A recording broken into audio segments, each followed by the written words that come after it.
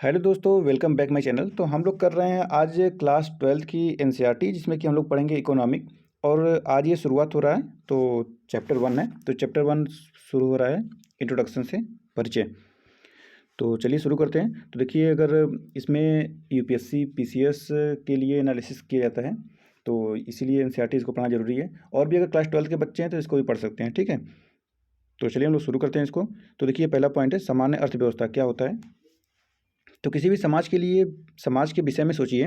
समाज में लोगों को खाना, वस्त्र, घर, सड़क व रेल सेवाओं जैसे यातायात के साधनों, डाक सेवाओं तथा चिकित्सकों, अध्यापकों जैसी बहुत सी वस्तुओं तथा सेवाओं की प्रतिदिन जीवन में आवश्यकता होती है। वास्तव में किसी व्यक्ति विशेष को जिन जिन वस्तुओं या सेवाओं की आवश्यकता होती है, उनकी सूची इतनी लंबी है कि मोटे तौर पर यह कहा जा सकता है कि समाज में किसी भी व्यक्ति के पास वे सभी वस्तुएं नहीं होती जिनकी उसे आवश्यकता होती है। प्रत्येक व्यक्ति जितनी वस्तुओं या सेवाओं का उपभोग करना चाहता है, उनमें से कुछ ही उसे उपलब्ध होती हैं।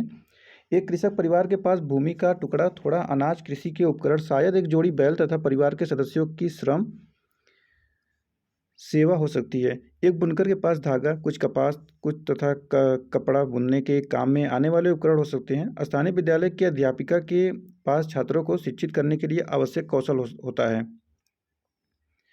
हो सकता है कि समाज के कुछ अन्य व्यक्तियों के पास उनके अपने श्रम के सिवाय और कोई भी संसाधन न हो। इनमें से हर निर्णायक इकाई अपने पास उपलब्ध संसाधनों को उपयोग में लाकर कुछ वस्तुओं व सेवाओं का उत्पादन कर सकती है तथा अपने उत्पाद के एक अंश का प्रयोग अनेक ऐसी अन्य वस्तुओं व सेवाओं को प्राप्त करने के लिए कर सकती है जिनकी उसे आवश्यकता है।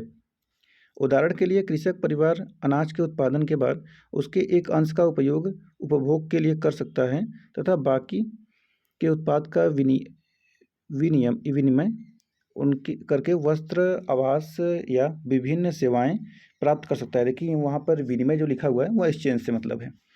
इसकी सरकार सॉरी इसी प्रकार बुनकर सूत धागे से जो वस्त्र बनाता है, उनका विनिमय, यानी कि देखिए विनिमय ये है एक्सचेंज से मतलब है, करके आवश्यकता अनुसार वस्तुएं तथा सेवाएं प्राप्त कर सकता है। अध्यापिका विद्यालय में छात्रों को पढ़ाकर रुपए कमा कर सकती है, जिनका उपयोग वह उन वस्तुओं तथा सेवाओं को प्राप्त करने में कर सकती हैं जिनकी उसे आवश्यकता है।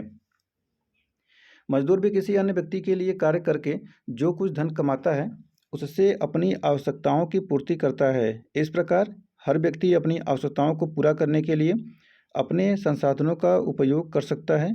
अतः सब लोग मानते हैं कि व्यक्ति की आवश्यकताएं जितनी अधिक होती हैं, उनकी पूर्ति के लिए उसके पास असीमित संसाधन नहीं होते।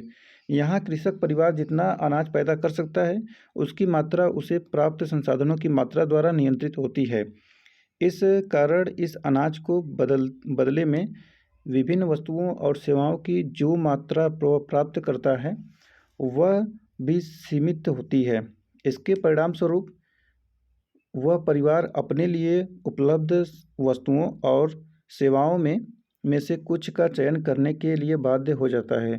वह अन्य वस्तुओं तथा सेवाओं का त्याग करके ही वांछित वस्तुएं तथा सेवाएं अधिक मात्रा में प्राप्त कर सकता है। अब उदाहरण के लिए, यदि एक परिवार बड़ा घर लेना चाहता है तो उसे कुछ और एकड़ खेती योग्य जमीन खरीदने का अपना विचार त्याग देना होगा। यदि उसे बच्चों के लिए उत्तम शिक्षा चाहिए तो उसे जीवन की कुछ विलासिताओं को त्यागना पड़ सकता है। समाज के अन्य व्यक्तियों के संदर्भ में भी यह बात लागू होती है। सभी को संसाधनों की कमी का समान सामना करना पड़ता है और इसलिए प्रत्येक को अपनी आवश्यकताओं की पूर्ति के लिए सीमित संसाधनों का उत्कृष्ट प्रयोग करना पड़ता है। सामान्यतः समाज का प्रत्येक व्यक्ति किसी न किसी वस्तु या सेवा के उत्पादन में संलग्न रहता है तथा उसे ऐसी कुछ वस्तुओं तथा सेवाओं से संयोजन की आवश्यकता होती है जिनमें से सभी उसके द्वारा उत्पादित नहीं होती। यह कहना आवश्यक होगा कि किसी भी अर्थव्यवस्था में लोगों की सामूहिक आवश्यकताओं तथा उनके द्वारा किए गए उत्पादन के बीच सुसंगतता होनी चाहिए।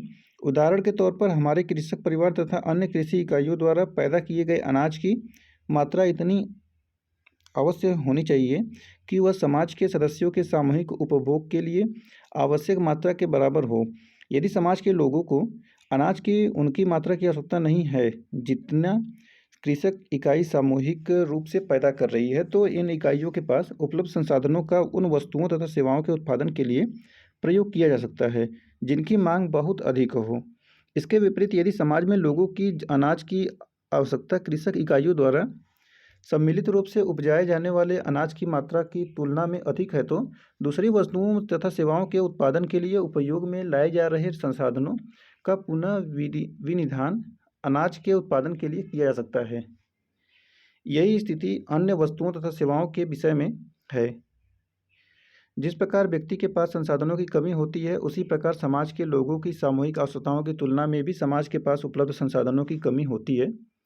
समाज के लोगों की पसंद और नापसंद को ध्यान में रखते हुए समाज के पास उपलब्ध सीमित संसाधनों का विनिधान विभिन्न वस्तुओं तथा सेवाओं के उत्पादन के लिए करना पड़ेगा। समाज के संसाधनों का किसी भी रूप में विनिधान करने के फलस्वरूप विभिन्न वस्तुओं और सेवाओं के विशिष्ट संयोजन का उत्पादन होता है। इस प्रकार उत्पादित वस्तुओं तथा सेवाओं को समाज के व्यक्तियों के बीच वितरित करना होगा। समाज के अपने सामने सीमित संसाधनों का विनिधान तथा वस्तुओं और सेवाओं के अंतिम मिश्रण का वितरण, ये दो ऐसी मूल आर्थिक समस्याएं हैं जिनका समाज सामना करता है। समाज के परिप्रेक्ष्य में अर्थव्यवस्था की जो स्थिति ऊपर बताई गई है, वस्तुतः वह उससे कहीं जटिल होती है। समाज के विषय में हमने अभी तक जो कुछ पढ़ा है, उसके संदर्भ में अब अर्थशास्त्र के कुछ ऐसे मूलभूत विषयों पर चर्चा करें जिनमें से कुछ का अध्ययन हम अदोपांत पुस्तक में करेंगे। तो देखिए, ये इंट्रोडक्शन था अर्थशास्त्र। तो हम लोग दूसरा पॉइंट पढ़ते हैं, अर्थव्यवस्था की केंद्रीय समस्याएं क्या हैं। तो इसकी समस्याओं के बारे में जानना बहुत जरूरी होता है। तो चलिए इसको पढ़ते हैं हम लोग। वस्तुओं तथा सेवाओं का उत्पादन, विनिमय तथा उपभोग जीवन की आधारभूत आर्थिक गतिविधियों के अंतर्गत आते हैं। प्रत्येक समाज को इन आधारभूत आर्थिक क्रियाकलापों के दौरान संसाधनों की कमी का सामना करना पड़ता है तथा संसाधनों की यह कमी ही चयन की समस्या को जन्म देती है। अर्थव्यवस्था इन दुर्लभ संसाधनों के उपयोग के लिए प्रतिस्पर्धा विकल्प होते हैं। दूसरे शब्दों में, प्रत्येक समाज को यह निर्णय करना पड़ता है कि वह अपने दुर्लभ संसाधनों का किस प्रकार उपयोग करें। अर्थव्यवस्था की समस्याएं प्रायः संक्षेप में इस प्रकार होती है, किन वस्तुओं का उत्पादन किया जाए और कितनी मात्रा में।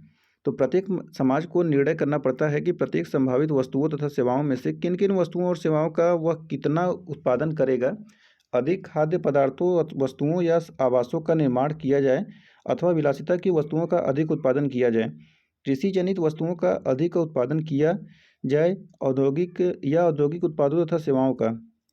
शिक्षा तथा स्वास्थ्य पर अधिक संसाधनों का उपयोग किया जाए अथवा सैन्य सेवाओं के गठन पर। देखिए, यहाँ बार बार ये सब क्वेश्चन पूछ रहे हैं, किस पे ज़्यादा उत्पादन किया जाए या किस पे ज़्यादा खर्च किया जाए। तो ये इस पे सब बार बार कह रहे हैं, इसको ध्यान से देखिए। और फिर दूसरा कह रहा है कि बुनियादी शिक्षा को बढ़ाने पर अधिक खर्च किया जाए या उच्च शिक्षा पर।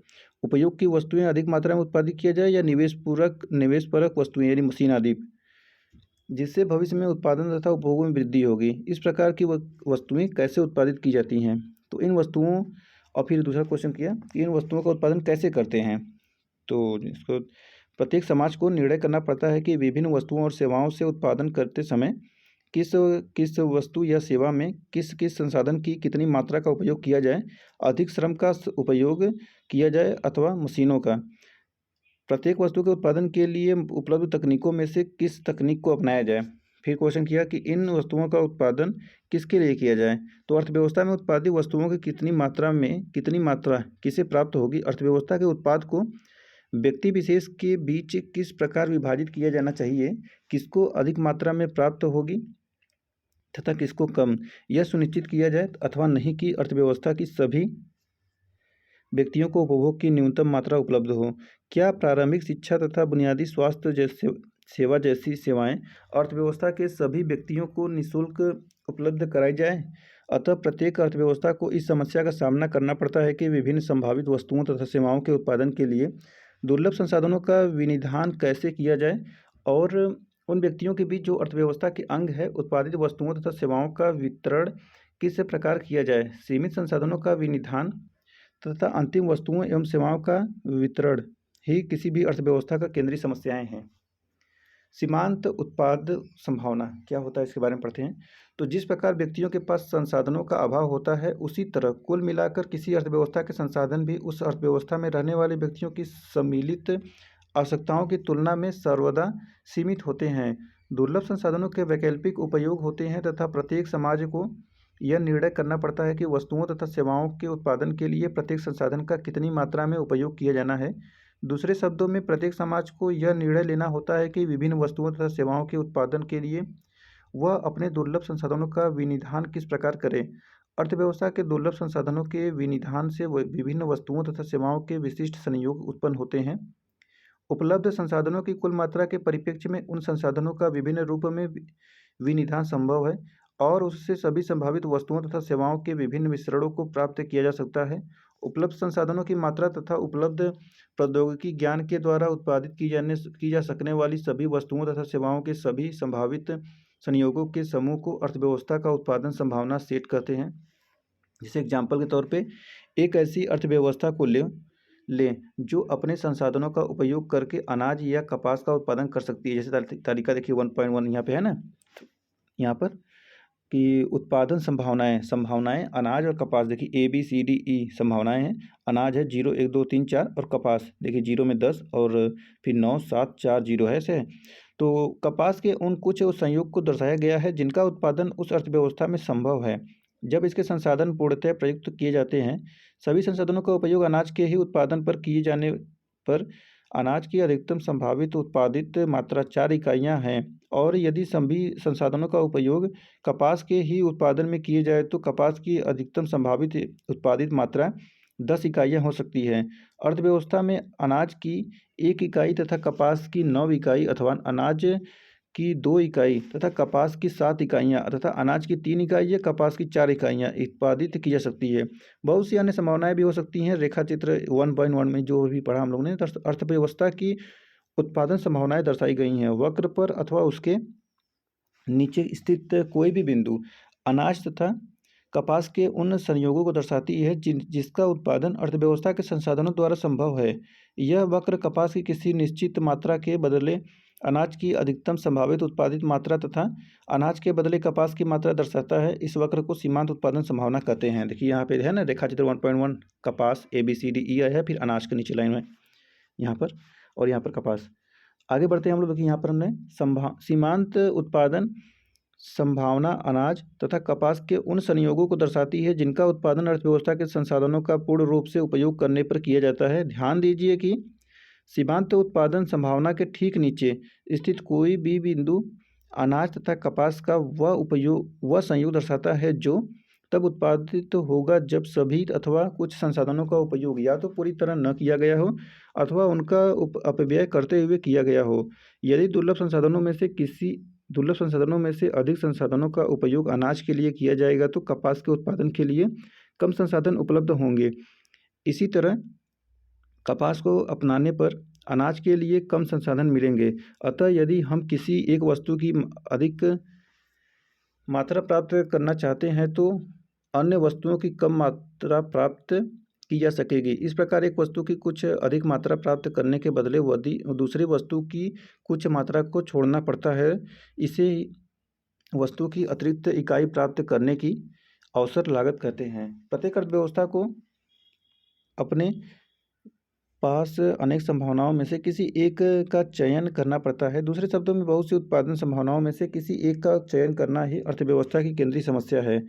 ध्यान दें कि अवसर लागत की संकल्पना व्यक्ति विशेष तथा समाज दोनों पर लागू होती है। यह संकल्पना अत्यंत महत्वपूर्ण है तथा अर्थशास्त्र में व्यापक रूप से उपयोग में लाई जाती हैं। अर्थशास्त्र में इसके महत्व के कारण कभी कभी अवसर लागत की आर्थिक लागत भी कहा जाएगा। अब आता है तीसरा पॉइंट, आर्थिक क्रियाकलापों का आयोजन। तो इसके बारे में देखते हैं।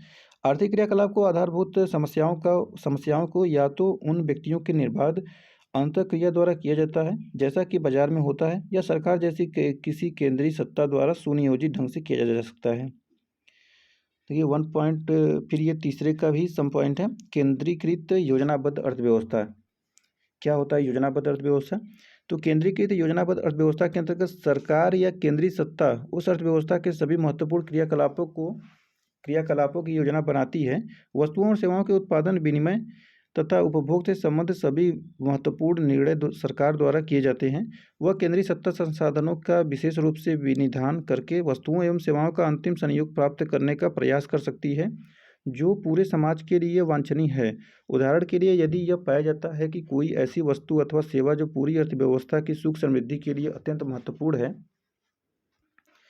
जैसे शिक्षा या स्वास्थ्य सेवा, जिसका व्यक्तियों द्वारा स्वयं पर्याप्त मात्रा में उत्पादित नहीं किया जा रहा हो, तो सरकार उन्हें ऐसी वस्तुओं या तथा सेवाओं का उपयुक्त मात्रा में उत्पादन करने के लिए प्रेरित कर सकती है, या फिर सरकार स्वयं ऐसी वस्तुओं तथा सेवाओं का उत्पादन करने का निर्णय कर सकती है। दूसरे परिप्रेक्ष्य में, यदि कुछ लोगों को अर्थव्यवस्था में उत्पादित वस्तुओं तथा सेवाओं के अंतिम मिश्रण का इतना कम अंश प्राप्त हो कि उनका जीवित रहना ही दांव पर लग जाए, तो ऐसी स्थिति में केंद्रीय सत्ता हस्तक्षेप करके सभी को वस्तुओं तथा सेवाओं के अंतिम मिश्रण का न्यायोचित हिस्सा देने का कार्य कर सकती है। अब आगे आते हैं दूसरा पॉइंट, बाजार अर्थव्यवस्था क्या होता है। तो केंद्रीकृत योजनाबद्ध अर्थव्यवस्था के विपरीत बाजार अर्थव्यवस्था में सभी आर्थिक क्रियाकलापों का निर्धारण बाजार की स्थितियों के अनुसार होता है। अर्थव्यवस्था के अनुसार बाजार एक ऐसी संस्था है जो अपने आर्थिक क्रियाकलापों का अनुसरण करने वाले व्यक्तियों को निर्बाध अंतःक्रिया प्रदान करती है। दूसरे शब्दों में, बाजार अर्थव्यवस्थाओं का ऐसा समुच्चय है जहां आर्थिक अभिकर्ता मुक्त रूप से अपने धन अथवा अपने उत्पादों का परस्पर निर्बाध आदान प्रदान कर सकते हैं। यहाँ यह ध्यान देना महत्वपूर्ण है कि अर्थशास्त्र में प्रयुक्त बाजार शब्द बाजार के उस स्वरूप से भिन्न है जैसा हम उसे आमतौर पर समझते हैं। विशेष रूप से आप इस बाजार के विषय में जो सोचते हैं, उससे इसका कुछ भी लेना देना नहीं है। वस्तुओं को खरीदने तथा उनके विक्रय के लिए व्यक्ति एक दूसरे से किसी वास्तविक भौतिक स्थल पर मिल भी सकते हैं अथवा नहीं भी। क्रेताओं तथा विक्रेताओं के बीच क्रियाकलाप विभिन्न परिस्थितियों में संभव है, जैसे गांव के चौक पर या शहर के सुपर बाजार में, अथवा वैकल्पिक रूप से क्रेता और विक्रेता टेलीफोन अथवा इंटरनेट द्वारा भी वस्तुओं का आदान प्रदान कर सकते हैं। बाजार का स्पष्ट लक्षण वह व्यवस्था है जिससे लोग निर्बाध रूप से वस्तुओं को खरीदने और विक्रय करने का काम कर सकते हैं। आगे आता है बाजार में प्रत्येक वस्तु तथा सेवा की एक तय कीमत होती है जिस पर क्रेता एवं विक्रेता में सहमति होती है। इस एमआरपी के बारे में बात कर रहे हैं। क्रेताओं तथा विक्रेताओं का परस्पर किसी कीमत पर विनिमय होता है और स्वतंत्र समाज किसी वस्तु अथवा सेवा का जैसा मूल्यांकन करता है, कीमत उसी मूल्यांकन पर निर्धारित होती है। यदि क्रेता किसी वस्तु की अधिक मात्रा की मांग करते हैं तो उस वस्तु की कीमत में वृद्धि हो जाएगी। यह उस वस्तु के उत्पादकों को संकेत देता है कि वे उस वस्तु की जिस मात्रा का उत्पादन कर रहे हैं, समाज को उसकी अधिक मात्रा की आवश्यकता होती है। जैसे कि देखिए, अगर टमाटर बहुत ज़्यादा मात्रा में उसकी मांग अगर होने लगेगी तो उसकी कीमत जो है बढ़ने लगती है, और वैसे ही उसका उत्पादन कम हो जाता है तो उत्पादन कम होगा, कीमत बढ़ेगी और मांग ज़्यादा हो जाएगा। वैसे देखिए, अगर प्याज की कमी होगी तो उसका रेट बढ़ जाएगा। तो वैसे ही कह रहा है। तो इस पर उत्पादक उस वस्तु का उत्पादन बढ़ा सकते हैं। इस प्रकार वस्तुओं तथा सेवाओं की कीमतें बाजार में सभी व्यक्तियों को महत्वपूर्ण संकेत प्रदान करती हैं, जिससे बाजार तंत्र में समन्वय स्थापित होता है। अतः बाजार तंत्र में उन केंद्रीय समस्याओं का समाधान किस वस्तु का और किस मात्रा में उत्पादन किया जाना है, कीमत के इन्हीं संकेतों द्वारा हुए आर्थिक क्रियाकलापों के समन्वय से होता है। अब यहाँ पर मेन चौथा पॉइंट आता है, सकारात्मक तथा आदर्शक अर्थशास्त्र। क्या होता है सकारात्मक आदर्श अर्थशास्त्र?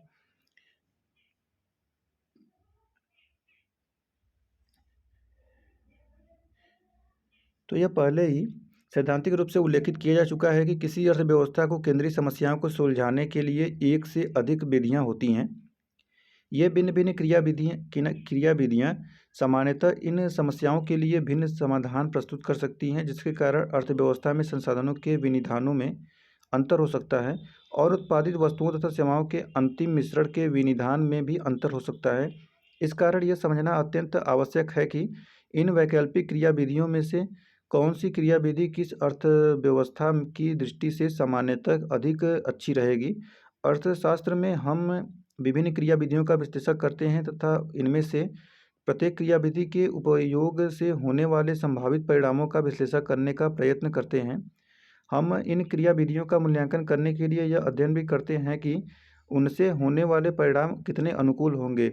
प्रायः सकारात्मक आर्थिक विश्लेषण तथा आदर्शक आर्थिक विश्लेषण में इस आधार पर अंतर किया जाता है कि क्या हम किसी क्रियाविधि के अंतर्गत होने वाले कार्यों का पता लगाने का प्रयास कर रहे हैं अथवा उसका मूल्यांकन करने का सकारात्मक आर्थिक विश्लेषण के अंतर्गत हम यह अध्ययन करते हैं कि विभिन्न क्रियाविधियाँ किस प्रकार कार्य करती हैं।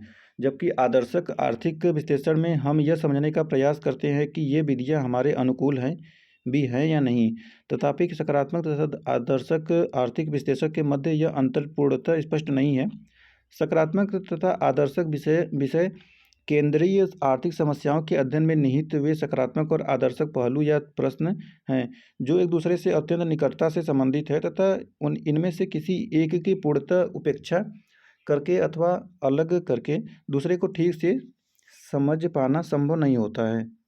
अब आता है 5वां पॉइंट, व्यष्टि अर्थशास्त्र समष्टि अर्थशास्त्र। देखिए ये हर जगह पूछता है तो इसको ध्यान से पढ़िए। परंपरागत रूप से अर्थशास्त्र की विषय वस्तु का अध्ययन दो व्यापक शाखाओं के अंतर्गत किया जा रहा है, व्यष्टि अर्थशास्त्र तथा समष्टि अर्थशास्त्र। व्यष्टि अर्थशास्त्र के अंतर्गत हम बाजार में उपलब्ध विभिन्न वस्तुओं तथा सेवाओं के परिप्रेक्ष्य में विभिन्न आर्थिक अभिकर्ताओं के व्यवहार का अध्ययन करके यह जानने का प्रयास करते हैं कि इन बाजारों में व्यक्तियों की अंतःक्रिया द्वारा वस्तुओं तथा सेवाओं की मात्राएं और कीमतें किस प्रकार निर्धारित होती हैं। इसके विपरीत समष्टि अर्थशास्त्र में हम कुल निर्गत रोजगार तथा समग्र कीमत स्तर आदि समग्र उपायों पर अपना ध्यान केंद्रित करते हुए पूरी अर्थव्यवस्था को समझने का प्रयास करते हैं। हम ये जानना चाहते हैं कि समग्र उपायों के स्तर किस प्रकार निर्धारित होते हैं तथा उनमें समय के साथ परिवर्तन किस प्रकार आता है।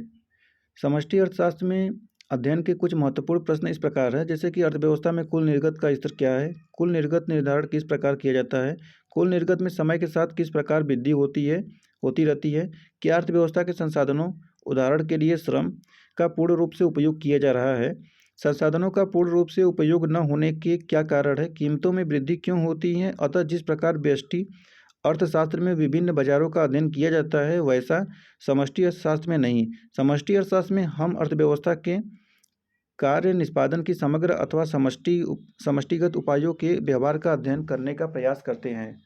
अब आता है 6वां पॉइंट, पुस्तक की योजना। तो यह पुस्तक आपको व्यष्टि अर्थशास्त्र के आधारभूत विचारों से परिचित कराएगी। इस पुस्तक में हम एक वस्तु के व्यक्तिगत वस्तुओं तथा उत्पादकों के व्यवहार का अध्ययन करते हुए इस बात का विश्लेषण करेंगे कि एक वस्तु के लिए बाजार में कीमत तथा मात्रा का निर्धारण किस प्रकार होता है। दूसरे अध्याय में हम उपभोक्ताओं के व्यवहार का अध्ययन करेंगे। तीसरे अध्याय में उत्पादन तथा लागत के आधारभूत विचारों पर चर्चा की गई है।